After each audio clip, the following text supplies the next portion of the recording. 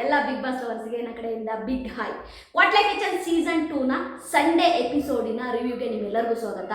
ಒಬ್ಬರು ಕಮೆಂಟ್ ಮಾಡಿ ಕೇಳಿದ್ರು, ನನಗೆ ಬೇಜಾರಾಯಿತು ಮೇಡಮ್, ಸ್ಯಾಟರ್ಡೇ ಎಪಿಸೋಡು ರಕ್ಷಿತಾ ಇದಕ್ಕೆ ಮಾಡಿದ್ರ, ಸಂಡೇ ಎಪಿಸೋಡ್ ಯಾಕೆ ಮೇಡಮ್ ರಿವ್ಯೂ ಮಾಡಲಿಲ್ಲ, ಸೂಪರಾಗಿತ್ತು ಮೇಡಮ್, ಪ್ಲೀಸ್ ಮಾಡಿ ಮೇಡಮ್ ಅಂತ.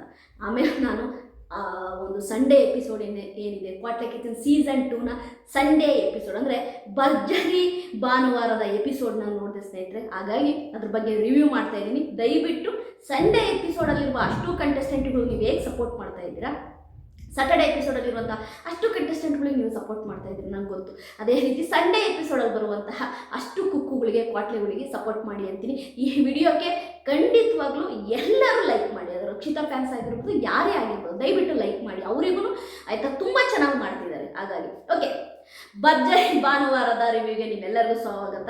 ನಿಜವಾಗ್ಲೂ ಕೂಡ ಕ್ವಾಟ್ಲೆ ಕಿಚನ್ ಸೀಸನ್ 2ನ ಸಂಡೇ ಎಪಿಸೋಡ್ ಏನಿದೆ ಭರ್ಜರಿಯಾಗಿತ್ತು ಅಂತಲೇ ಹೇಳ್ಬೋದು. ನೆಕ್ಸ್ಟ್ ಲೆವೆಲಲ್ಲಿ ಇತ್ತು. ಓಕೆ, ಫಟಾಫಟ್ ಹೇಳ್ತಾ ಹೋಗ್ತೀನಿ ನಿಮಗೆ, ಏಕೆಂದರೆ ಪ್ರತಿಯೊಬ್ಬರ ಬಗ್ಗೆಯೂ ಕೂಡ ನಾವು ಹೇಳಬೇಕು. ಇದು ಒಬ್ಬರಿಗೆ ಸೀಮಿತವಾದ ಚಾನಲ್ ಏನಲ್ಲ, ಎಲ್ಲರಿಗೂ ಕೂಡ ನಾವು ಹೇಳಬೇಕಾಗಾಗಿ. ಓಕೆ, ಫಸ್ಟು ಎಪಿಸೋಡ್ ಸ್ಟಾರ್ಟ್ ಆಗದೆ ನಮ್ಮ ಸೂರಜ್ ಅವರು ಫಸ್ಟು ಎಂಟ್ರಿ ಕೊಡ್ತಾರೆ. 5 ಕುಕ್ಕುಗಳು ನಿಮ್ಗಿರೋದು ಗೊತ್ತು. ಭರ್ಜರಿ ಭಾನುವಾರದಲ್ಲಿರುವಂಥ 5 ಕುಕ್ಕುಗಳು ಯಾರ್ಯಾರಪ್ಪ ಅಂತಂದರೆ ಸೂರಜ್ ಅವರು, ಪುನೀತಾ, ಅದೇ ರೀತಿ ಓಂ ಪ್ರಕಾಶ್, ಕಾವ್ಯಶ್ರೀ ಗೌಡ, ಅದೇ ರೀತಿ ತಾಂಡವ್ ಅವರು, ನಮ್ಮ ಕುಕ್ಕುಗಳು ಆಯಿತಾ, 5 ಕುಕ್ಕುಗಳು. ಈ 5 ಕುಕ್ಕುಗಳು ಆಯಿತಾ ಸೂಪರಾಗಿ ಎಂಟ್ರಿ ಕೊಡ್ತಾರೆ. ಸೂಪರ್ ಎಂಟ್ರಿ ಆಗಿರುತ್ತೆ. ಅದೆಂತ ಹೇಳ್ತಾರಲ್ವ, 5 ಕಂಟೆಸ್ಟೆಂಟ್ಗಳು ಕೂಡ ಖಂಡಿತವಾಗ್ಲೂ ಅವರ ಎಂಟ್ರಿನೂ ಚೆನ್ನಾಗಿತ್ತು. ಅವರ ಒಂದು ಪಾಸಿಟಿವ್ ಆಗಿ ಮಾತಾಡೋದು ಕೂಡ ತುಂಬಾ ಚೆನ್ನಾಗಿತ್ತು. 5 ಕಂಟೆಸ್ಟೆಂಟ್ಗಳು ನನಗೆ ಇಷ್ಟ ಆದರು. ಓಕೆ, ಕಂಟೆಸ್ಟೆಂಟ್ಗಳು ಬಂದ ನಂತರ ಆಯಿತಾ, ಕ್ವಾಟ್ಲೆಗಳನ್ನ ಒಂದು ಸೆಲೆಕ್ಟ್ ಮಾಡ್ಕೊಳ್ಳೋ ವಿಧಾನ ಇದೆಯಲ್ವಾ, ಕ್ವಾಟ್ಲೆಗಳನ್ನ ಸೆಲೆಕ್ಟ್ ಮಾಡ್ಕೊಳ್ಳೋ ವಿಧಾನನ ತುಂಬ ಚೆನ್ನಾಗಿ ಡಿಸೈನ್ ಮಾಡಿದರು ಅಂತಲೇ ಹೇಳ್ಬೋದು. ಏಕೆಂತಂದರೆ ಅಲ್ಲಿರುವಂಥ 5 ಕುಕ್ಕುಗಳು ಯಾರಿದ್ರು, ನಮ್ಮ ಸೂರಜ್ ಅವರು, ಪುನೀತಾ, ಅದೇ ರೀತಿ ಕಾವ್ಯಶ್ರೀ ಗೌಡ, ತಾಂಡವ್ ಆಯಿತಾ, ಮತ್ತು ನಮ್ಮ ಓಂ ಪ್ರಕಾಶ್ ಅವರು ಆಯಿತಾ. ಓಂ ಪ್ರಕಾಶ್ ಅವ್ರ ಹೆಸರನ್ನೇ ಬಿಟ್ಬಿಟ್ನಲ್ಲ ನಾನು, ಅಯ್ಯಯ್ಯೋ, ಆ ಮನುಷ್ಯನ ಬಗ್ಗೆ ನಿಜವಾಗ್ಲೂ ಹಾರ್ಟ್ಲಿ ಹೇಳ್ತಾ ಇದ್ದೀನಿ. Is A entertainer. ನಿಜವಾಗ್ಲೂ ನೆಕ್ಸ್ಟ್ ಲೆವೆಲ್ ಎಂಟರ್ಟೈನರು ನಮ್ಮ ಓಂ ಪ್ರಕಾಶ್ ಅವರು ಆಯಿತಾ. ಈ 5 ಕುಕ್ಕುಗಳು ಬಂದಾದಮೇಲೆ ಇವರಿಗೆ ಕ್ವಾಟ್ಲೆಗಳು ಸೆಲೆಕ್ಷನ್ ಹೇಗಿರುತ್ತೆ ಅಂತಂದರೆ, ಅವರು ಕ್ಯಾಸೆಟು ನಿಮಗೆ ಗೊತ್ತಲ್ವ, ಅವಾಗ ಟೇಪ್ ರಿಕಾರ್ಡರ್ ಕ್ಯಾಸೆಟ್ ಬರುತ್ತಲ್ಲ, ಆ ಟೇಪ್ ರಿಕಾರ್ಡರ್ನ ಕ್ಯಾಸೆಟನ್ನು ಆಯ್ಕೆ ಮಾಡ್ಕೋಬೇಕು. ಅಂದರೆ ಅಲ್ಲಿ ಇಸ್ವಿಗಳು ಹಾಕಿರ್ತಾರೆ, ಇಸ್ವಿಗಳಲ್ಲಿ ಆ ಕ್ಯಾಸೆಟ್ ಇರುತ್ತೆ, ಆಯ್ಕೆ ಮಾಡ್ಕೋಬೇಕು. ಆಯ್ಕೆ ಮಾಡ್ಕೊಂಡಾಗ ಆ ಒಂದು ಆಯ್ಕೆಯ ಕ್ಯಾಸೆಟಿನ ಆ ಇಸ್ವಿಯ ಒಂದು ಹಾಡಿಗೆ ತಕ್ಕಂತೆ ಕ್ವಾಟ್ಲೆಗಳು ಇವರಿಗೆ ಬರ್ತಾರೆ. ಫಸ್ಟು ನಮ್ಮ ಯಾರಪ್ಪ ಅಂತಂದರೆ ನಿಜವಾಗ್ಲೂ ಕೂಡ ಅದೇ ನಾವು ಹೇಳ್ತೀವಲ್ಲ, ನಮ್ಮ ಕಾವ್ಯಶ್ರೀ ಗೌಡ ಅವರಿಗೆ ಆ್ಯಕ್ಚುಲಾಗಿ ಹೇಳ್ಬೇಕು ಅಂತಂದರೆ ನಮ್ಮ ತುಕಾಲಿ ಸಂತೋಷ್ ಇಷ್ಟನೇ ಇರಲಿಲ್ಲ. ಕಾವ್ಯಶ್ರೀ ಅವರು ಆಯ್ಕೆ ಮಾಡಿದ್ದು ಇಸ್ವಿ ಯಾವುದು ಅಂತಂದರೆ 2000, ಅಂದರೆ 2000 2000ಅಲ್ಲಿ ಬಂದಂಥ ಸಿನಿಮಾದನ್ನು ಆಯ್ಕೆ ಮಾಡ್ಕೊಳ್ತಾರೆ, ಅದರ ಹಾಡನ್ನು ಆಯ್ಕೆ ಮಾಡ್ಕೊಳ್ತಾರೆ. 2000ಅಲ್ಲಿ ಬಂದಂತಹ ಒಂದು ಆಪ್ತರಕ್ಷಕ, ನಮ್ಮ ನಮ್ಮ ವಿಷ್ಣುವರ್ಧನ್ ಅವರ ಆಪ್ತರಕ್ಷಕ ಚಿತ್ರದ ಸಾಂಗ್ ಬರುತ್ತೆ. ಅವಲ ಗರಗರನೆ ಅಂತ ಒಂದು ಸಾಂಗ್ ಇದೆಯಲ್ಲ, ಅದೇ ಗೆಟಪ್ಪಲ್ಲಿ, ನಮ್ಮ ವಿಷ್ಣುವರ್ಧನ್ ಗೆಟಪ್ಪಲ್ಲಿ ನಮ್ಮ ತುಕಾಲಿ ಸಂತೋಷ್ ಅವರು ಕಾವ್ಯಶ್ರೀ ಗೌಡಗೆ ಕ್ವಾಟ್ಲೆಯಾಗಿ ಸಿಗ್ತಾರೆ. ಓಕೆನಾ. ಎರಡನೇದು ಬಂದ್ಬಿಟ್ಟು ನಮ್ಮ ಯಾರಪ್ಪ, ಪುನೀತಾಗೆ ನಿಜವಾಗ್ಲೂ ಕೂಡ ಅವರಿಗೆ ಏನು ಗೊತ್ತಾ, ಪುನೀತಾಗೆ ನವಾಜಲ್ಲ, ಆದರೂ ಪುನೀತಾ ಯಾವ ಒಂದು ಇಸ್ವಿನ ಸ್ಟಾರ್ಟ್ ಮಾಡ್ಕೊಳ್ತಾರೆ ಅಂತಂದರೆ, ಯಾವ ಒಂದು ಇಸ್ವಿಯ ಕ್ಯಾಸೆಟ್ನ ಅವರು ಸೆಲೆಕ್ಟ್ ಮಾಡ್ಕೊಳ್ತಾರೆ ಅಂದರೆ 1979 ಆಯ್ತು, ಹಳೇದು. ಆ ಒಂದು ಇಸ್ವಿಯ ಕ್ಯಾಸೆಟ್ನ ಅವರು ಸೆಲೆಕ್ಟ್ ಮಾಡ್ಕೊಳ್ತಾರೆ. ಅದು ಬೇರೆ ಅನಂತ್ ನಾಗ್ ಅವ್ರದ್ದು ಆಯಿತಾ.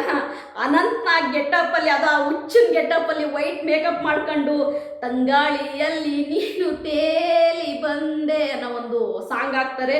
ನಮ್ಮ ನವಾಜ್ ಅವರು ಆ ಒಂದು ಗೆಟಪ್ಪಲ್ಲಿ ಬಂದು ಹಾಲ್ಕೊಡಿ ಅಂತ, ಅದು ತುಂಬ ಫನ್ ಆಗಿತ್ತು. ನಮ್ಮ ಪುನೀತ್ ಅವರಿಗೆ ನವಾಜ್ ಅವರು ಕ್ವಾಟ್ಲೆಯಾಗಿ ಸಿಗ್ತಾರೆ.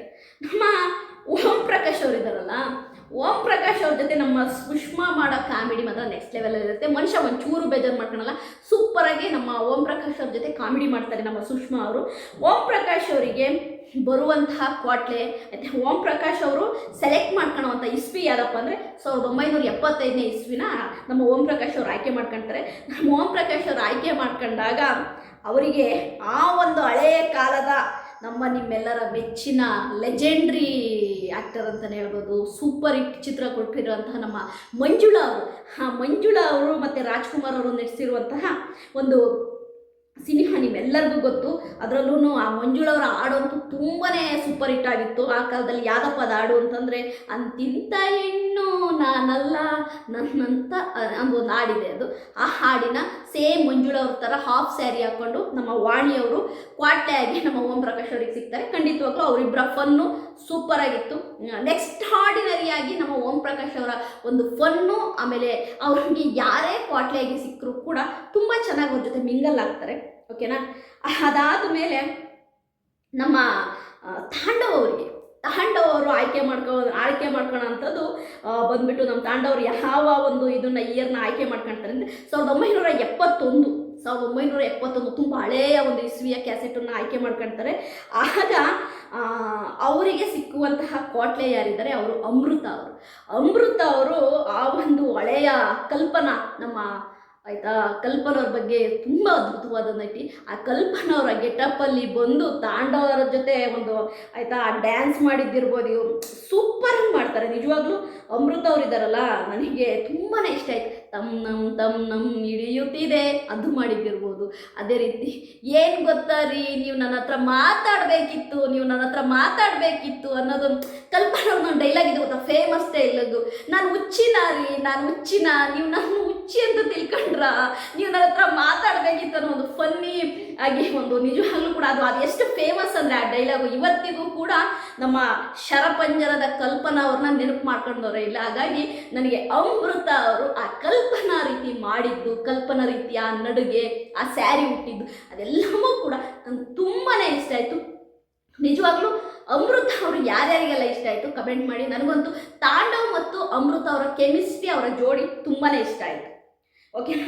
ಲಾಸ್ಟ್ ಯಾರಪ್ಪ ಅಂತಂದರೆ ನಿಮ್ಮೆಲ್ಲರ ಮೆಚ್ಚಿನ ಹೀರೋ ಅಂತಲೇ ಕರಿಬೋದು, ನಮ್ಮ ಸೂರಜ್ ಅವರು ಆಯ್ಕೆ ಮಾಡ್ಕೊಳ್ಳೋ ಅಂಥದ್ದು ಬಂದ್ಬಿಟ್ಟು 1975 ಆಯ್ಕೆ ಮಾಡ್ಕೊಳ್ತಾರೆ.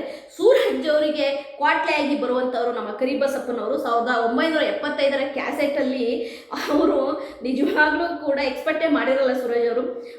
ನಮ್ಮ ಡಾಕ್ಟರ್ ರಾಜ್ಕುಮಾರ್ ಅವರ ಒಂದು ಗೆಟಪ್ಪಲ್ಲಿ ಬರ್ತಾರೆ. ನಾನಿರುವುದೇ ನಿಮಗಾಗಿ, ನಾಡಿರುವುದು ನಮಗಾಗಿ ಅನ್ನೋ ಒಂದು ಸಾಂಗಲ್ಲಿ ಡ್ಯಾನ್ಸ್ ಮಾಡ್ಕೊಳ್ತಾ ಬರ್ತಾರೆ. ಮಾತ್ರ ಕರಿಬಸಪ್ಪನವರು ಶೋ ಸ್ಟಾರ್ಟ್ ಆಗಿ ಎಂಡ್ ತನಕ ಅವರ ಭಾಷೆ, ಅವರ ಬಾಡಿ ಲ್ಯಾಂಗ್ವೇಜ್ ಸೇಮ್ ರಾಜ್ಕುಮಾರ್ ಥರ ಮಾಡ್ತಾ ಇರ್ತಾರೆ. ನಿಜವಾಗ್ಲೂ ಕೂಡ ನನಗೆ ತುಂಬ ಇಷ್ಟ ಆಯಿತು. ಕರಿಬಸಪ್ಪನವರು ನಿಜವಾಗ್ಲೂ ಕೂಡ ಕೊಟ್ಟಿರುವಂತಹ ಏನೋ ಒಂದು ಗೆಟಪ್ ಇದೆ, ನಮ್ಮ ರಾಜ್ಕುಮಾರ್ ಸರ್ ಅವರ ಒಂದು ಗೆಟಪ್ಪು, ಅದು ತುಂಬಾ ಮರ್ಯಾದೆ ಕೊಟ್ಟು ತುಂಬ ಚೆನ್ನಾಗಿ ಮಾಡಿದ್ರು. ನನಗಂತೂ ಸೂರಜ್ ಮತ್ತು ನಮ್ಮ ಕರಿಬಸಪ್ಪನವರ ಜೋಡಿ ಏನಿದೆ ತುಂಬಾ ಇಷ್ಟ ಆಯಿತು. Next level 5 ಜೋಡಿಗೆ 5 ಕಂಟೆಸ್ಟೆಂಟ್ಗಳು ಬಂದಾಯಿತು. ಇದಾದಮೇಲೆ ನಿಮ್ಮೆಲ್ಲರಿಗೂ ಗೊತ್ತು ಅಡ್ವಾಂಟೇಜ್ ಟಾಸ್ಕನ್ನು ಕೊಡ್ತಾರೆ. ಅಡ್ವಾಂಟೇಜ್ ಟಾಸ್ಕ್ ಬಂದುಬಿಟ್ಟು ಬೋರ್ಡ್ ಮೇಲೆ ಬೋರ್ಡ್ ಮೇಲೆ ಕುಕ್ಕುಗಳು ಒಂದು ಬೋರ್ಡನ್ನು ಹಿಡ್ಕೊಂಡು ನಿಂತ್ಕೋಬೇಕು. ಅದು ಒಂದು ವೆಜಿಟೇಬಲಿಂದ ಒಂದು ಗ್ರಾಸರಿ ಬೋರ್ಡ್ಗಳು ಅಂತ ಇಟ್ಕೊಳ್ಳಿ, ಹಣ್ಣುಗಳು, ತರಕಾರಿಗಳು, ಬೇಳೆ, ಅದು ಇದು ಒಂದು ಗ್ರಾಸರಿ ಬೋರ್ಡ್ನ ಹಿಡ್ಕೊಂಡು ನಿಂತ್ಕೋಬೇಕು ಕುಕ್ಕುಗಳು. ಅದನ್ನು ಕ್ವಾಟ್ಲೆಗಳು ಬಾಯಲ್ಲಿ ಹೇಳ್ದಂಗೆ ಅದನ್ನು ಸನ್ನೆ ಮುಖಾಂತರ ತೋರಿಸ್ಬೇಕು. ಅದನ್ನು ಕುಕ್ಕುಗಳು ಕಂಡುಹಿಡಿಬೇಕು. ಯಾರು ಕೂಡ ಕರೆಕ್ಟಾಗಿ ಕಂಡುಹಿಡಿಯಲ್ಲ. ತುಕಾಲಿ ಸಂತೋಷ್ ಒಂದನ್ನೂ ಕಂಡುಹಿಡಿಯಲ್ಲ. ಬಟ್ ಅಡ್ವಾಂಟೇಜ್ ಟಾಸ್ಕ್ ವಿನ್ನರ್ ಯಾರು ಅಂತಂದರೆ ನಮ್ಮ ಸೂರಜ್ ಮತ್ತು ಕರಿಬಸಪ್ಪ ಅಂತ ಹೇಳ್ಬೋದು. ಸೂರಜ್ ಅವರು ತುಂಬ ಚೆನ್ನಾಗಿ ಸೂರಜ್ ಅವರು ಹಿಡ್ಕೊಂಡಿರೋ ಬೋರ್ಡನ್ನು ನಮ್ಮ ಕರಿಬಸಪ್ಪನವರು ತುಂಬ ಚೆನ್ನಾಗಿ ಅರ್ಥ ಮಾಡಿಕೊಂಡು ಅವರಿಗೆ ಅರ್ಥ ಆಗೋ ರೀತಿ ಸೂರಜ್ ಅವರಿಗೆ ಹೇಳಿದ್ರು. ಸೂರಜ್ ಅವರು ಕಂಡುಹಿಡಿದ್ರು. ಒಟ್ಟು ನಿಜವಾಗ್ಲೂ ಕೂಡ ಇಲ್ಲಿ ಕುಕ್ ಮಾಡಿರುವಂತಹ 5 ಕಂಟೆಸ್ಟೆಂಟ್ಗಳಲ್ಲಿ ನಿಜವಾಗ್ಲೂ ಕುಕ್ಕಿಂಗ್ ವಿಷಯಕ್ಕೆ ಬಂದರೆ ನಾನು ನಿಮಗೆ ಹೇಳಲೇಬೇಕು. ಎಲ್ಲರೂ ಕೂಡ ಕುಕ್ ಅಂತ ಬಂದಾಗ ನನಗೆ ಫೇವ್ರೇಟ್ ಅನಿಸಿದ್ದೇನು ಗೊತ್ತಾ, ಸೂರಜ್ ಅವರ ಕುಕ್ಕಿಂಗು ಮತ್ತು ಓಂ ಪ್ರಕಾಶ್ ಅವರ ಕುಕ್ಕಿಂಗು ನನಗೆ ತುಂಬಾ ಇಂಪ್ರೆಸ್ ಆಯಿತು. ಓಕೆ, ಕುಕ್ಕಿಂಗ್ ವಿಷಯಕ್ಕೆ ಬರ್ತೀನಿ. ಇಲ್ಲಿ ಕುಕ್ಕಿಂಗಿಂದು ಬಂದ್ಬಿಟ್ಟು ಏನಪ್ಪ ಅಂತಂದರೆ ಕುಕ್ಕುಗಳು ಕ್ವಾಟೆಗಳವ್ರ ಹತ್ರ ಹೇಳಿ ಮಾಡಿಸ್ಬೇಕು. ನಮ್ಮ ತಾಂಡವ್ರು ಮಾಡಿದಂತಹ ಡಿಶ್ ಏನಪ್ಪ ಅಂತಂದರೆ ಪೊಟ್ಟು ಕಡಲೆ, ಅಂದರೆ ಕೇರಳದೊಂದು ಡಿಶ್ಶು ಪೊಟ್ಟು ಅಂತ ಬರುತ್ತಲ್ವ, ಅದು ಮತ್ತು ಕಡಲೆ ಮಾಡಿದರು. ಅದು ಇನ್ನೊಂದು ಸ್ವಲ್ಪ ಕುಕ್ ಆಗಬೇಕಿತ್ತು, ಹಂಗೇನೆ ಪುಡಿ ಪುಡಿ ಥರ ಇದೆ ಅಂತ ನಮ್ಮ ಮೇಘನರಾಜ್ ಅವರು ಹೇಳಿದರು. ಬಟ್ ಕ್ವಾಟ್ಲೆ ಇಟ್ಕೊಂಡು ಅಷ್ಟು ಮಾಡಿದ್ದು ಗುಡ್ ಅಂತ ಹೇಳಿದರು. ಆಮೇಲೆ ನಮ್ಮ ಯಾರು ಕಾವ್ಯ ಶ್ರೀಗೌಡ ಬಂದುಬಿಟ್ಟು, ನಾನು ಏನು ಅಲ್ಲ, ನೀನು ಮೊಟ್ಟೆಲ್ಲ ಇದ್ದೀರಾ ಅಕ್ಕ, ನಾನು ಆಗಲೇ ಕೋಳಿ ಬೇಯಿಸೋದನ್ನು ಕಲ್ತಿದ್ದೀನಿ ಅಂದರು. ಬಟ್ ಅವ್ರು ಮಾಡಿದಂತಹ ಏನು ಕೀಮಾ ಉಂಡೆ ಗ್ರೇವಿ ಚೆನ್ನಾಗಿತ್ತು, ಬಟ್ ಉಂಡೆ ಸ್ವಲ್ಪ ಸಾಫ್ಟ್ ಆಗಬೇಕಿತ್ತು, ಸ್ವಲ್ಪ ತುಂಬ ಹಾರ್ಡಾಗಿತ್ತು ಅನ್ನೋದನ್ನು ಮೇಘನರಾಜ್ ಅವರು ಹೇಳಿದರು. ಬಟ್ ಓಕೆ, ಅಂದರೆ ಗುಡ್ ಅನ್ನೋದನ್ನು ಹೇಳಿದ್ರು. ಯಾಕೆಂದರೆ ಕ್ವಾಟ್ಲೆಗಳ ಜೊತೆ ಮಾಡಿಸೋದು ಇದೆಯಲ್ಲ, ಅದು ಅಷ್ಟೇನು ಈಸಿ ಅಲ್ಲ.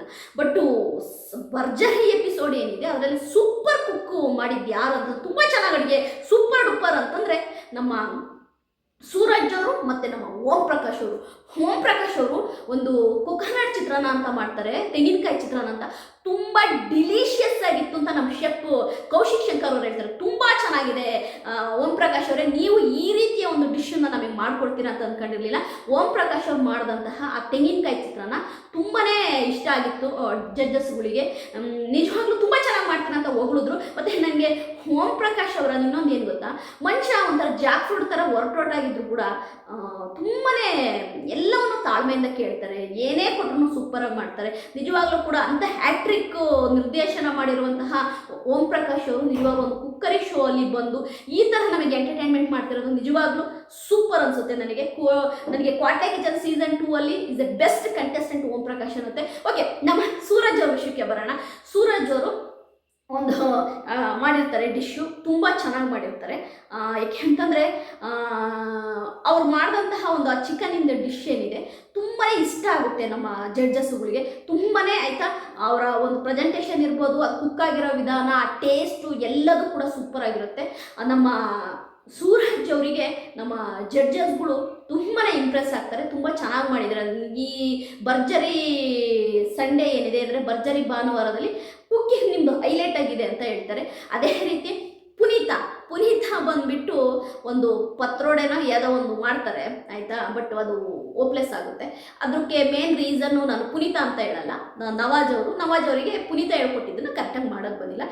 ಭರ್ಜರಿ ಭಾನುವಾರದ ಕುಕ್ಕು ಯಾರಪ್ಪ ಗುಡ್ ಕುಕ್ಕು ಅಂದರೆ ವೀಕ್ ಆಫ್ ದಿ ಡೇ ಆಯಿತಾ, ಯಾರಪ್ಪ ಅಂತ ನೋಡೋದಾದರೆ ನಿಜವಾಗ್ಲೂ ನಮ್ಮ ಸೂರಜ್ ಅಂತಲೇ ಹೇಳ್ಬೋದು. ಯಾಕಂದರೆ ಅಲ್ಲಿ ಇರುವಂತಹ ನಮ್ಮ ಮೇಘನರಾಜ್ ಮತ್ತು ಕೌಶಿಕ್ ಶಂಕರ್ ಶೆಫ್ ಅವ್ರು ಹೇಳೋ ಪ್ರಕಾರವಾಗಿ ಕುಕ್ ಆಫ್ ದಿ ವೀಕ್ ಬಂದುಬಿಟ್ಟು ಸೂರಜ್ ಅಂತ ಹೇಳ್ಬಿಟ್ಟು ಅವರಿಗೆ ಒಂದು ಗೋಲ್ಡನ್ ಏಪ್ರಿಲ್ನ ಕೊಡ್ತಾರೆ. ಅವ್ರು ಹೇಳೋದಿಷ್ಟೇ, ಸೂರಜ್ ಅವರ ಒಂದು ಕುಕ್ಕಿಂಗ್ ಸ್ಟೈಲು ಮತ್ತು ಅವ್ರ ಪ್ರೆಸೆಂಟೇಷನ್ನು ಮತ್ತು ಅವರು ಕೊಡುವಂತಹ ಡಿಶ್ಶು ತುಂಬಾ ಒಂದು ಕುಕ್ಕರಿ ಶೋ ಅಲ್ಲಿ ತುಂಬಾ ಒಂದು ಮೇಲ್ಗೈ ಇದೆ ಅವರ ಒಂದು ಕುಕ್ಕಿಂಗ್ ಅಂತ ಹೇಳ್ತಾರೆ. ನಿಜವಾಗ್ಲೂ ಕೂಡ ನನಗೆ ಸೂರಜ್ ಅವರ ವಿಷಯಕ್ಕೆ ಅಂದರೆ ಸೂರಜ್ಜು ಮತ್ತು ಓಂ ಪ್ರಕಾಶ್ ಅವರು ಇವರಿಬ್ಬರು ಕೂಡ ಕೊನೆ ತನಕ ಇರಬೇಕು ಅಂತ ನಂಗೆ ತುಂಬಾ ಇಷ್ಟ ಆಗುತ್ತೆ. ಯಾಕೆಂದರೆ ಅವರ ಕುಕ್ಕಿಂಗು ಸ್ಟೈಲು ಮತ್ತು ಒಂದು ತುಂಬಾ ಆಸೆಯಿಂದ ಇದ್ದಾರೆ, ನಾವು ಒಳ್ಳೆ ಕುಕ್ ಮಾಡಬೇಕು, ಅದನ್ನು ಜಡ್ಜಸ್ ಕೈಲಿ ನಾವು ಹೇಳಿಸ್ಕೋಬೇಕು ಅಂತ. ನಿಜವಾಗ್ಲೂ ನಂಗೆ ತುಂಬಾ ಇಷ್ಟ ಆಯಿತು. ನನ್ನ ಕ್ವಾಟ್ಲೆ ಕಿಚನ್ ಸೀಸನ್ 2ನ ಭರ್ಜರಿ ಭಾನುವಾರದ ರಿವ್ಯೂ ನಿಮ್ಗೆ ಯಾರಿಗೆಲ್ಲ ಇಷ್ಟ ಆಯಿತು ಕಮೆಂಟ್ ಮಾಡಿ. ಅದೇ ರೀತಿ ಎಲ್ಲ ಕಂಟೆಸ್ಟೆಂಟ್ಗಳಿಗೂ ಸಪೋರ್ಟ್ ಮಾಡಿ. ಬಾಯ್.